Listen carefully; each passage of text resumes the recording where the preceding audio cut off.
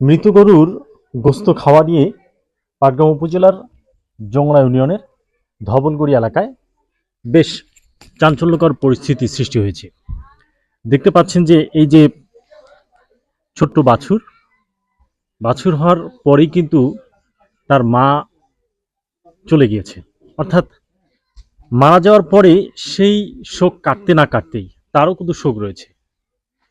এই বয়সে তার মায়ের দুধ খাওয়ার কথা, যে পুষ্টিটা পাওয়ার কথা, সেখান থেকে সে বঞ্চিত।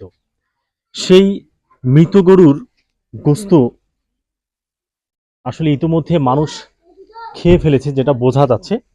এই যে বাড়িটা দেখতে পাচ্ছেন, এই বাড়িটা মূলত আজিজ নাম, অর্থাৎ অনেকে বগো নামে চিনে। তার একটা পোষা গরু ছিল, সেই পোষা গরুর এই সেই বাছুর। এক নম্বর হয়েছে বগো, 2 নম্বর হয়েছে এজুল, 3 নম্বর হয়েছে মতি, 4 নম্বর হয়েছে আলমগীর। এগুলো আমার সুস্থ বিশ্বাস চাই। এমা তো দেয় না, আমি তো কাজে গেছি, পরে এসে শুনতে ঘুরে এনে গরু দিবে না, আসে ছাড়বে না, গরু জব করে নিয়ে গেছি, এটা দায় কে নিবে?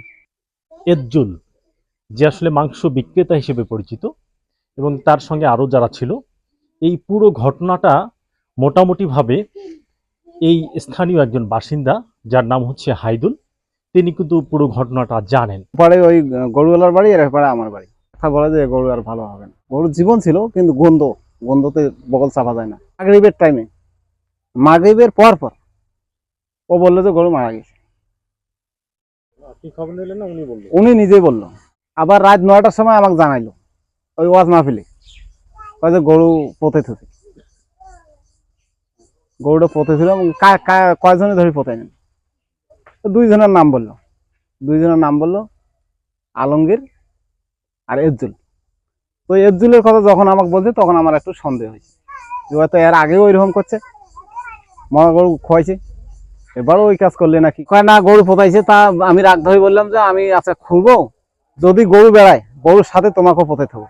একটা মানুষের দুর্নাম দেওয়া, একটা বদনাম কামাই করে না। খুঁড়ি দেখি যে ওইরকম, আমি তো ঠকি গেলাম। যে এজ্জুলে আমার কয়া জোর পূর্ব করে আমার গরুটা নিয়ে গেছে, মানে জবাই করে মাংস নিয়ে গেছি। 4000 টাকা দিয়ে গেছে কাকু না বলার জন্য। গরুওয়ালায় আমাকে বলছে যে গরু মারা গেছে।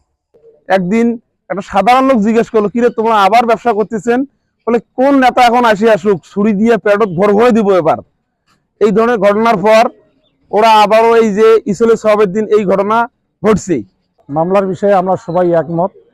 হ্যাঁ, আমরা এলাকাবাসী এইরকম প্রতারণা বারবার আমরা হইতেছি।